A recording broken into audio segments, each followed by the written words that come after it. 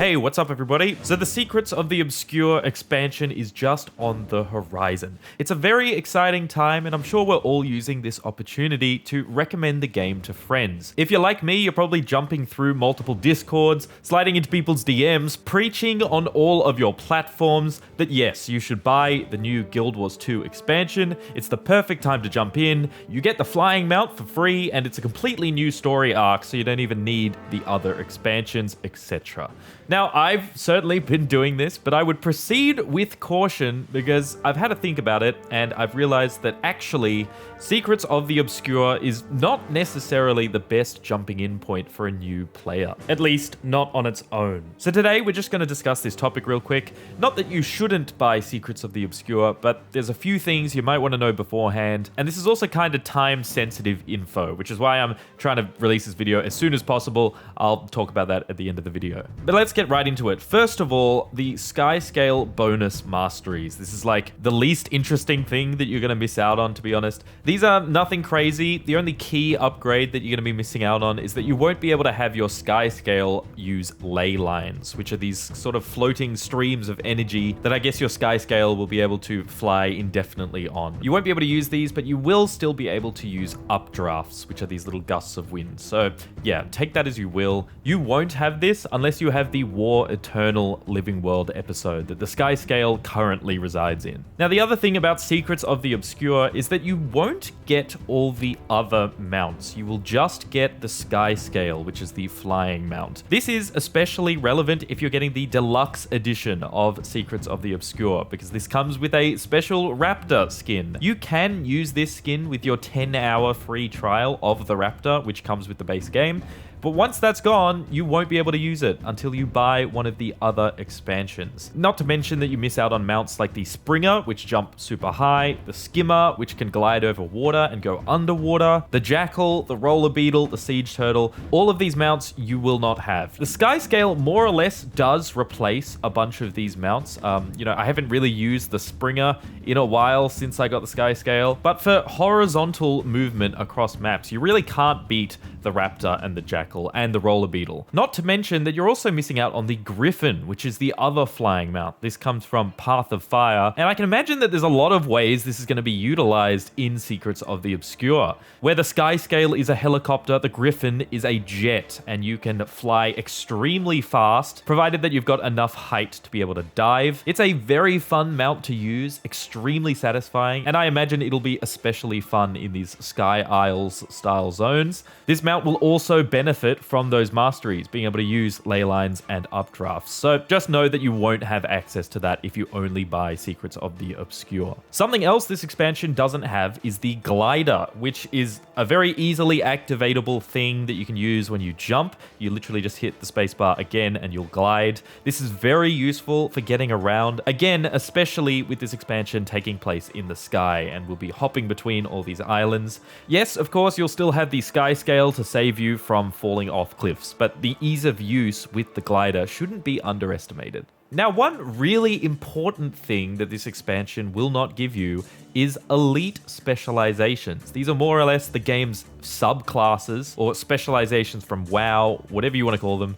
You straight up won't have these if you only buy Secrets of the Obscure. You will only have the core classes, aside from the Revenant class, which you will also not have access to. This expansion, however, is introducing this thing called Weapon Master Training, which means you will be able to use the elite spec weapons, but not their trait lines, utilities, or unique mechanics. So you do miss out on quite a lot. The most important thing to note is that this does lock you out of certain roles, specifically any sort of boon support role. These are basically important buffs that need to be given out by some of the DPS and healer players, especially the healers. And with 2 new strikes coming to the game with the expansion, you may only be able to play DPS if you don't have these elite specs, which is something to keep in mind. It is not super necessary by any means. You could play a healer without about giving out these boons, provided that you have a group that's okay with that. This is more for groups that want to be optimized, but you know how the meta is, you might just have a little bit of difficulty. In terms of content size, this is also going to be a smaller expansion. Expect one that's almost half the size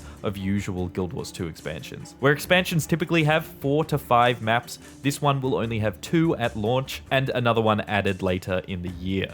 This is because expansions will now be yearly rather than every 2 to 3 years, but as such, it's not super representative of the overall Guild Wars 2 content experience. So if you want a little bit more bang for your buck, you might want to be picking up one of the other expansions alongside this one. But there's good news if you're watching this right now within the week this video goes live. All the other expansions are on sale right now. There's some insane deals. These sales end on July 14th, but do also pop up again every few months. There's quite a few editions though, and it might get a little bit confusing if you just look at it at face value. So I'm just going to explain some of these bundles here and which ones you might want to get. Now, if you're going to get anything on here, if you had to pick just one, you want the best value for your money, get the Path of Fire and Heart of Thorns bundle. It's like $15 right now, $30 when it's not on sale. That is 50% off. With this bundle, you'll get most of the mounts, including the Raptor, Skimmer, Springer, Jackal, and Griffin. You'll get 2 of the elite specs on each class. The elite specs from these expansions are widely considered some of the best, by the way, and you'll also unlock gliding. Not to mention, in terms of content, you'll also unlock all the raids and 2 expansion campaigns. Another option is getting just the End of Dragons expansion, which will get you the 1 End of Dragons elite specialization per class. You'll get the glider, you'll get the Raptor and Springer mounts, as well as things like a boat and fishing. Aside from the campaign, you'll also get 4 strikes, which are basically our newer style of raids. They're 10-man boss fights, similar to Trials if you played Final Fantasy. These are more indicative of what you can expect from instance content in Guild Wars 2 moving forward. So if those interest you, you want to get End of Dragons. Now, there is also a bundle to get all 3 expansions. This is exclusive to the website, so you can't grab this one from Steam, unfortunately. It'll run you $33, which is also incredible value and definitely worth considering. So note that these deals do not include the Living World content, which is the story stuff that takes place between these expansions.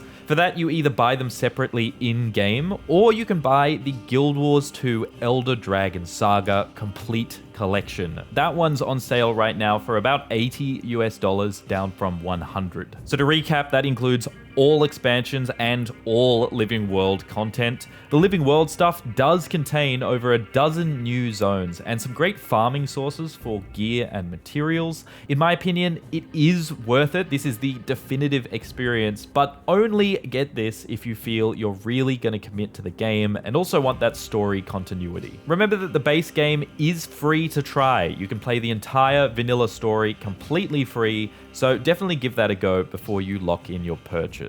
So that's my little buyer's guide if you're interested in diving into Guild Wars 2, especially before this expansion. Again, the best value, I think, is the Path of Fire and Heart of Thorns combo, especially when it's on sale. I mean, you can't look past the $15. That is so worth it. But End of Dragons by itself is also a great jumping in point. I have a video that gets you caught up if that's where you decide to jump in. Basically, I don't think that you're getting the full Guild Wars 2 experience if you just buy Secrets of the Obscure. It's missing some of those core Guild Wars 2 features, and it's also a smaller expansion as we move to this yearly release cadence. So yeah, that's my thoughts. I hope that helps inform your purchase before the Secrets of the Obscure launch. I don't have a creator code or anything like that, but definitely check out the other Guild Wars 2 content creators and use their codes if you want to support them. Be sure to share this video with your friends if they're interested as well. That's it from me though. Thanks as always for watching, and I'll catch you later.